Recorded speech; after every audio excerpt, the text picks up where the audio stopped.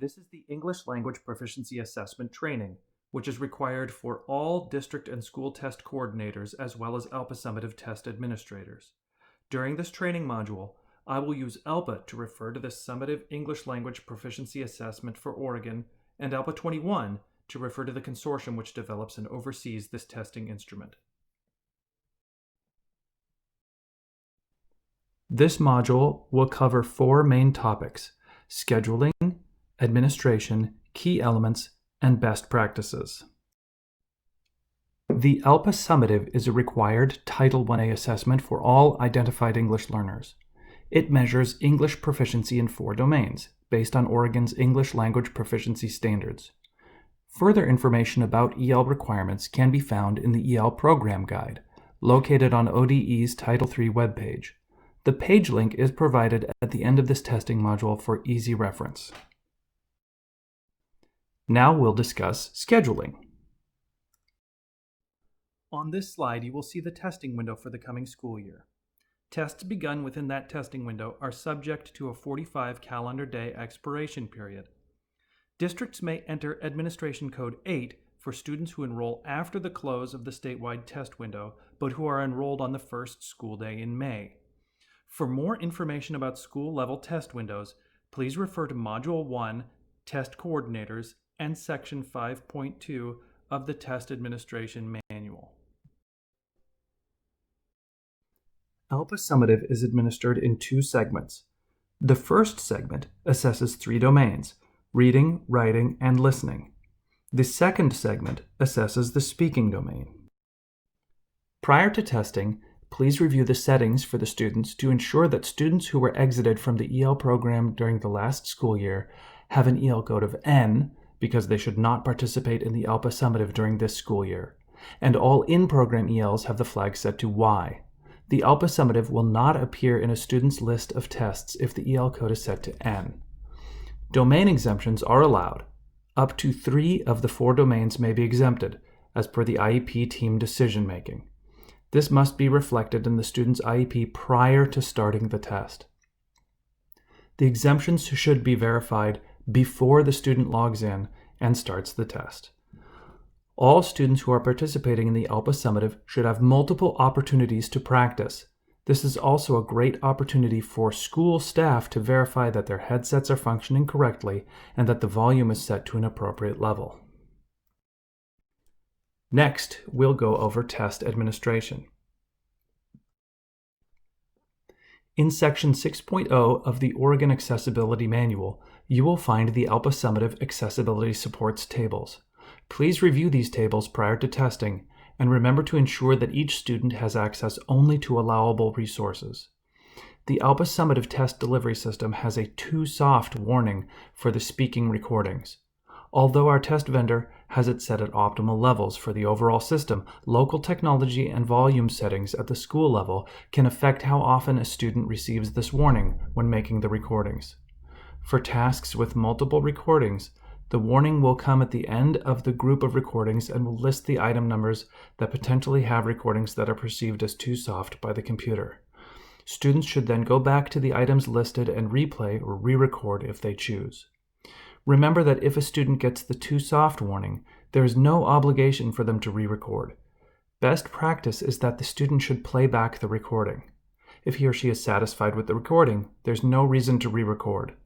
If the recording is garbled or inaudible, best practice is to re-record, but this is the student's choice at the time. For some ELPA Summative speaking tasks, there are clustered or grouped speaking items. If the computer system perceives that one or all of the clustered recordings are too soft, the pop-up warning will include the test question number that caused the warning. The student can then go back to that item or items, if more than one in the group, and follow the best practices I outlined a moment ago. If the warning message appears again after the student has re-recorded and or is satisfied with the response, the student is allowed to move on. There is never a reason to cause a student to re-record over and over again if the response is audible and the student is satisfied. The required verbatim instructions for students provided in the TAM include this information to try to reduce the number of times students re-record when it is unnecessary. In the speaking section of the test, User error may prevent accurate capture of student responses. It may be worth a few minutes of extra training here to ensure that TAs and students fully understand how the speaking section operates. While it's always the student's choice whether to listen to their submitted speaking responses, TAs should encourage students to take advantage of this opportunity. Only the student is in a position to know whether a recorded response is blank or garbled in time to take corrective action. Pressing the record button overwrites the previously recorded response. So when listening to their recorded responses, students should take care to click play rather than record. Recording takes place in a single attempt. It is not possible to continue or modify a recorded response.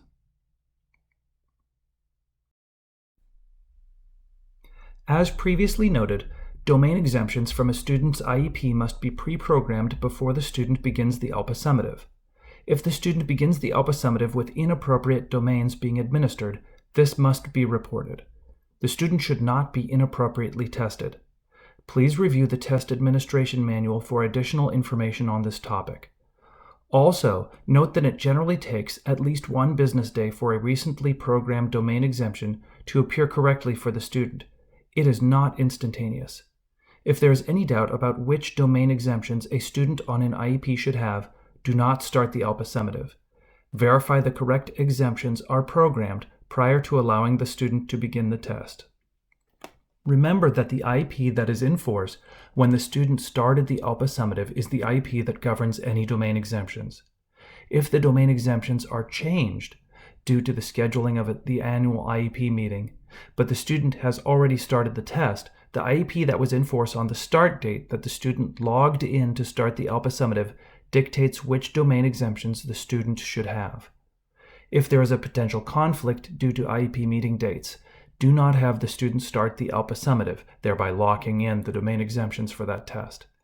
Instead, have the student begin the test after the updated IEP is in force, but consider the number of sessions that student might need to fully complete their ELPA summative by the test window closure date.